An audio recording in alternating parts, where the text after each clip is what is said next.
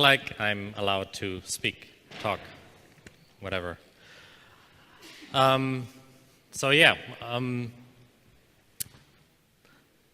kind of torn when I'm on stage and about to give a talk, because yeah, when it comes to conference talks, it's always like, okay, on the one hand, those very super specific, you need to do that, and then all your problems are going to go away.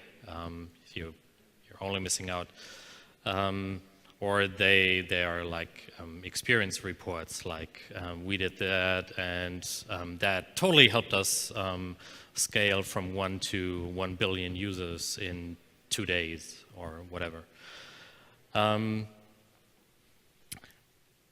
Yeah, but what am I going to do? I'm standing in front of you, about to give a talk, and so the thing that I always try when I have the feeling that conclusions are being made too early, too fast, is that I yeah, try to slow down a bit and yeah, try to tell a story, and so yeah, and after this ramble, maybe you're kind of asking, like, what is this guy talking about? Like, why is he telling me that conference talks are hard? It's because I want to kind of prepare you that this is not a talk where I'll share super technical details or super specific, do that and then everything is going to go away stuff with you. It's more that I'm about to tell you a part of my stories of my last 3 years, with a slight hope of entertaining you a little bit, hopefully, and giving you the chance of yeah, deciding for yourself if you can take something away from it or maybe not. And so yeah, who am I? I'm Benjamin. Hi. I'm also the lucky person to grab Benjamin on Twitter. I'm the CTO, or accidentally the first person in a company that did tech at a smallish startup in Frankfurt in Germany. We do investing made simple. And so, yeah, how did it start out? I think almost literally 3 years ago, I was at a Frankfurt local tech meetup kind of thing, and there were some guys running around with yellow t-shirts which had printed on them seeking CTO or something like that. And I was like, haha, yeah, that's those MBA guys looking for some programmer who's going to work for nothing for them to launch their startup. Yeah, I'm totally going to do that. But at the time I was working as a freelancer, and it was like, oh, maybe I can snag in and grab a project from them. And so yeah, I talked to them, we talked a little bit more, and it turned out they were actually kind of great people, and had a good idea, some good ideas, some very good ideas, and yeah, and then we just continued, and then yeah, I was the first techie in their company, and so I got like the right title for that. So that just as a kind of side story to yeah, sometimes it just happens. You be the right person in the right spot, and it doesn't necessarily have to be that you're the perfect one. But then, yeah, what happened? I mean, of course we started building a product, doing stuff. We grew as a company. Yeah, we got VC money, blah blah blah, all that kind of stuff. But one thing when it came to like how does shit, and with shit I don't mean technology, how does stuff work? I found it very interesting that especially when it came to tech people, meeting tech people in a very wide sense, people always kind of ask me the same things, like the first one being, what technology stack do you use? And of course, at the time, in the beginning, I was like, oh, of course, I'm going to tell you that. I'm still going to tell you that if you have asked me the question. But until now, I kind of identified for me that this is simply not a very interesting question to ask. It doesn't tell you anything from my point of view. Yes, it's a nice icebreaker. Again, especially if you're talking to tech people, then it's kind of easy to, haha, yeah, get a laugh for this and that decision you made. But yeah, the technology in itself is quite uninteresting. And the second standard question I always got is like, oh, so you do Agile, right? You're not an enterprise thingy who does some scaled Agile. Well, that's a little bit too new a word, but basically they were asking that question, like, do you really do Agile? Like, really?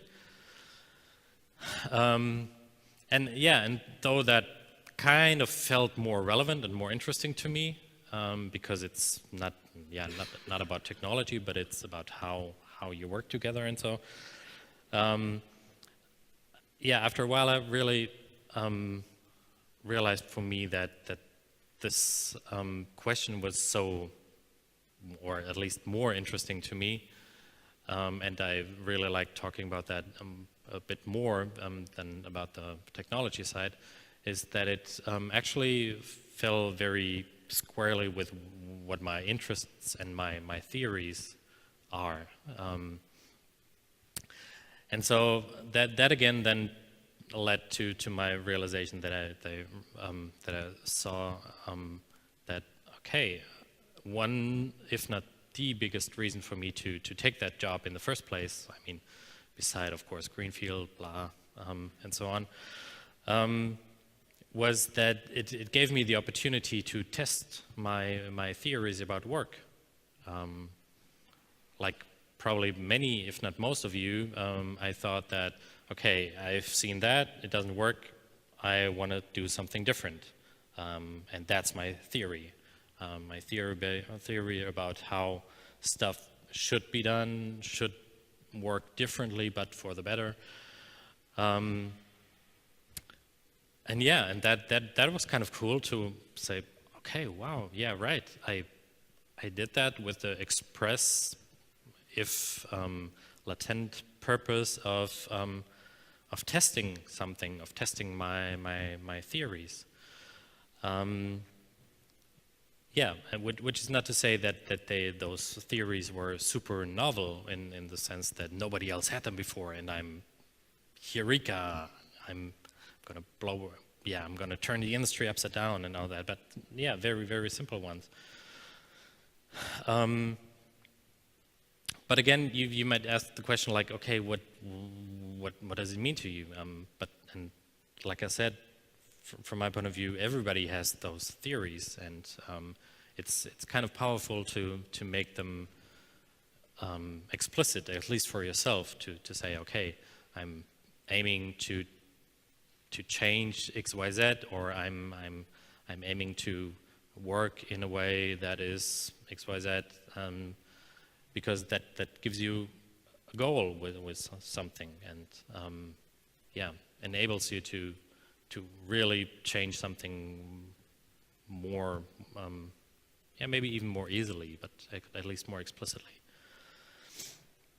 And so, yeah, of course, I'm gonna share those two theories actually, just with you, and yeah, and then talk a little bit more about them. And the one already is, as you might have guessed from the title of the talk, it's what is important is not the technology, but it's actually how we treat each other in a team. And from my point of view, that is like the biggest driver of your productivity as a team. You might be using a slow language and a slow IDE or otherwise slow tools or whatever, and that's going to slow you down to some degree, but that's not going to stand in your way totally. Of course, there are some extreme cases where this might be the case, but yeah, overall, the biggest driver of your productivity is how you treat each other in the team. And with that, of course, I'm not talking about structure like meeting or hierarchy. That's not about like how you treat each other. But it's more about the very, if not most fundamental interactions, or how you not execute, but how you live those interactions between people, between humans. And yeah, to a very high degree, it's about things like respect and trust and almost most of all caring about each other. If you really have that's my theory. If you really have a team with high degrees of respect and trust and caring for each other, then almost automatically you'll have a much higher productivity than if you have not. And having those aspects in the team, in your team, is kind of like a prerequisite for actually reaching some kind of higher productivity. And my second theory is similar in a way, but different enough, is that it's actually how we conduct our work. Some of you might nod your head in the sense that of course, I mean, that's what Agile is about, right? The one party saying what should be done, the other one saying how it should be done. But that's not it. It's really about how the most fundamental or the principles that shape our work is that you have those principles, and that again you make them explicit for you. That's what I mean with how we conduct our work. And so if you have those theories and you kind of agree to a certain degree that that they are kind of valuable, it's still the question of like, okay, how can I test them, or even how can I implement them? And of course, it's super simple. It's just putting some things somewhere, some numbers somewhere else, and it's gonna work out magically. Which is true in a sense, but not of course, in the science sense. But in the sense that at least the first theory, how we treat each other, you can test or implement very easily in that you simply do it. Like the really, I mean, how do you test for, or how do you implement respect and caring and so on? It's you do it. That's kind of outrageous, if you will, that one can even state that we can have a workplace where there is no respect or no caring or low degrees of those aspects. But yeah, one still has to do that. I still have to do that. Anyway, so it's really easy in the sense that you actually, from my point of view, or how I went about it, is to really love people, is to really want to care about people, and that's it, full stop.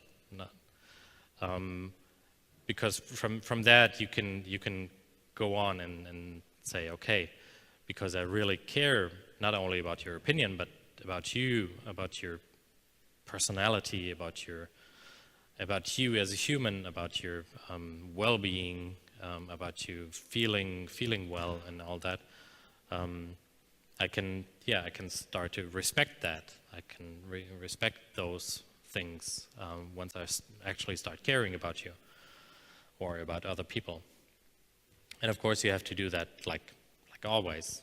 You cannot duck out and say in the middle of, okay, now it's getting too exhausting. Like, no, I don't want to do that anymore. And the next step from my point of view is more inward focused, in in that you must be trustworthy towards others. Others need to be able to trust you, and it's in the whole leadership literature or whatever folklore. It's about showing up. It's about when you say you do something, then actually do it. If you say you are there at a certain point in time, then be there. Be trustworthy for people. And that in return then enables you to again trust others. If you are trustworthy towards others, then you can start to really trust others. And so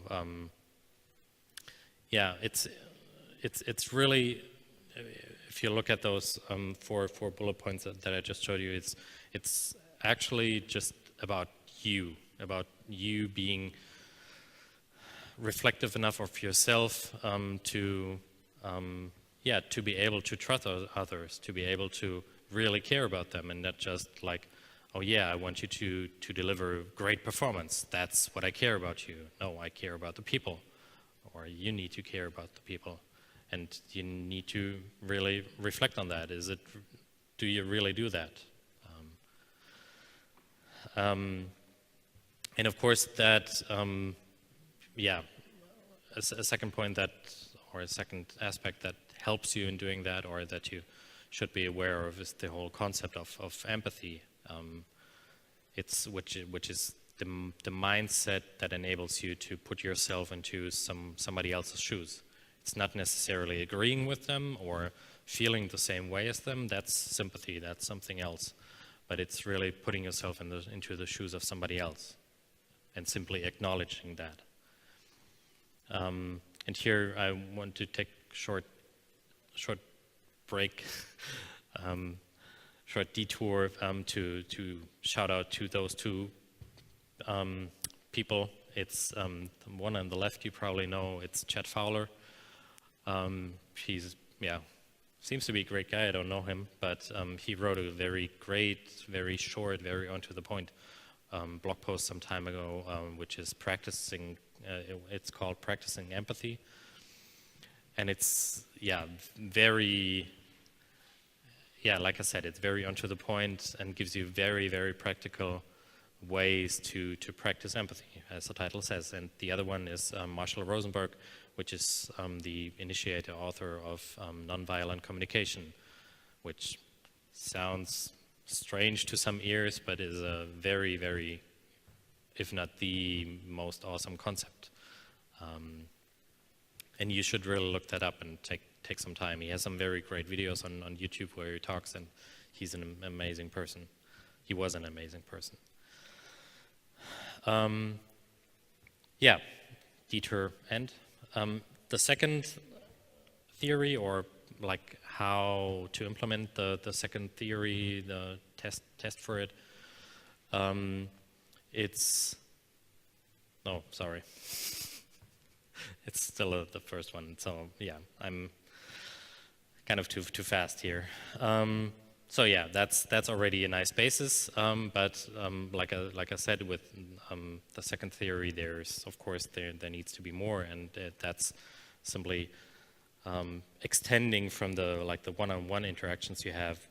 When you look at the first theory, it's about your interaction with single persons, single people. But the second theory is more about like, how do we work in a team? How do we conduct our work? And from there, it's from my point of view, it's really the question is like, how do we actually arrive at those principles that shape and guide our work together?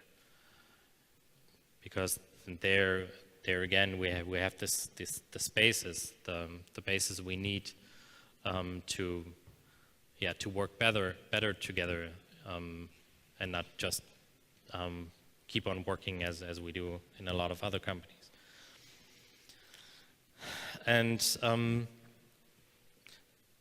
those points are, or those suggestions, I'm more a little bit more meta than the other ones, in the sense that they are one way to do. There are things that you as an individual, even not necessarily a manager, but you as an individual can do to kick off actually the task or the goal of finding principles, finding your guiding principles as a team.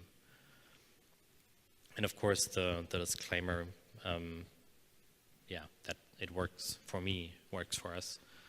And the first one is kind of similar to what I said with regards to the first theory, is that you need to talk directly with individuals. This one-on-one is also a theme, or also an activity some people do as a manager. But what I mean by that is that you should really talk to people outside of meetings. Not only like come together in a meeting and use meetings as the talking time to get in touch with others and exchange ideas and all that and discuss, but actually do that also outside of meetings and really in a one-on-one fashion, like grab your coworker and have a coffee, or have a beer, or whatever what fits your style, and talk to them one-on-one, because that opens up totally new or different ways of communicating. People can suddenly open up that were totally closed down in meetings, in groups, in larger groups. And it also helps to talk about different stuff than just the task at hand and just the work. And if you talk about work, then maybe do it in a more indirect fashion, like in the sense of, do you feel productive? Does the work that you do you feel at your most productive, that you're productive to a degree that there's no more room to improve? Questions like that, and they get you thinking, they get your counterpart thinking, and they open up, like I said, totally new possibilities.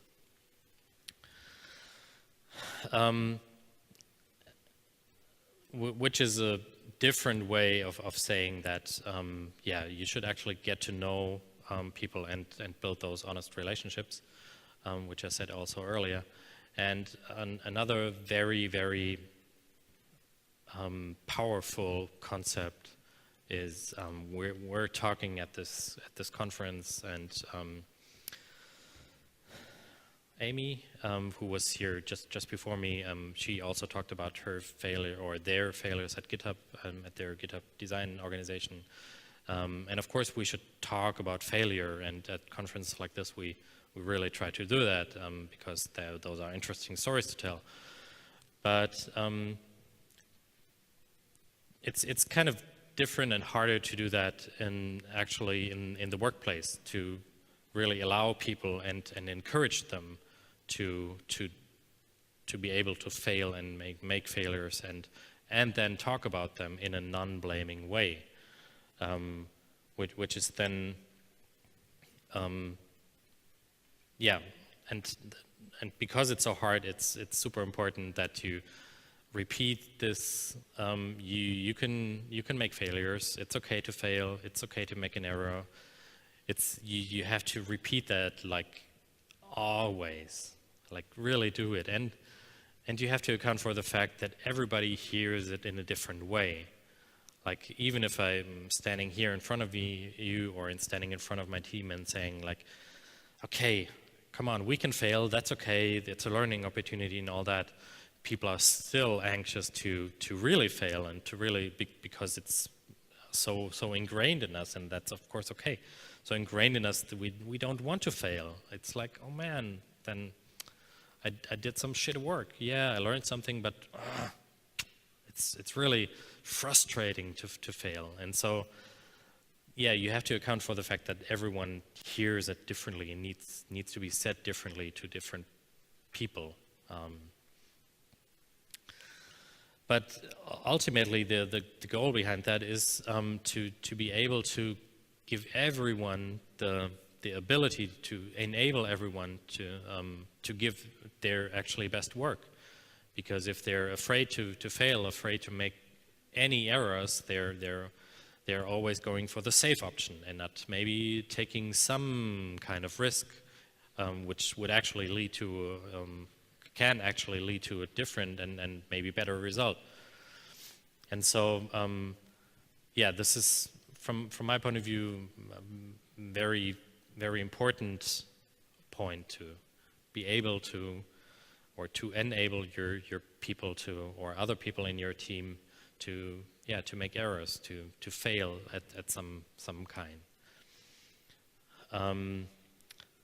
And this is John Althbar, the now CTO of Etsy, and he does some very interesting publications, blog posts, he and his team about the so-called blameless post-mortem, sorry. And even though they focus on incidents that happen in some kind of production system and how to work out how it came to be, how those incidents came to be, and so on, it's really the underlying mindset that is very, very, very helpful and very. It's a great treasure, a treasure trove of knowledge of how to work with your people and enable them to actually do their best work, as I said. So look that up if that sounds interesting to you. It's very, very interesting and also enlightening. At least it was for me when I first came about it. It was like, wow, one can think like that? Wow. And another one which is like, how do we conduct our work and how do we arrive at the principles that shape our work, is that you have to put a lot of, or you should put a lot of work, a lot of effort into being aligned as a team or even as a company, as a whole company, so that everyone is really going into the same direction and wants to go into the same direction and understands what that direction is and what a realistic goal actually means and what it means to achieve that goal and all that.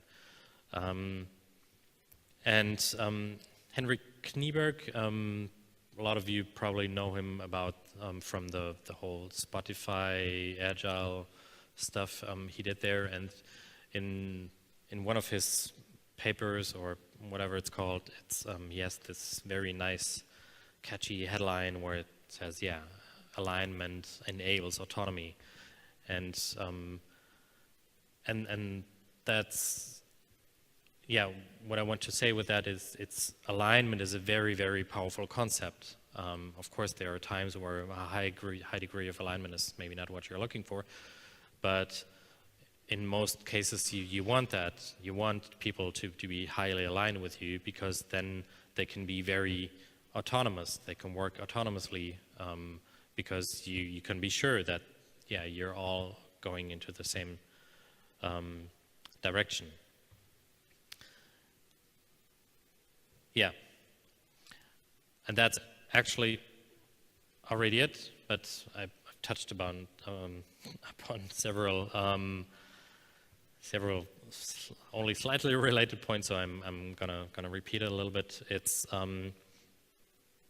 yeah, my theory about work being that it's, and again, that's nothing super novel. A lot of people have said that already.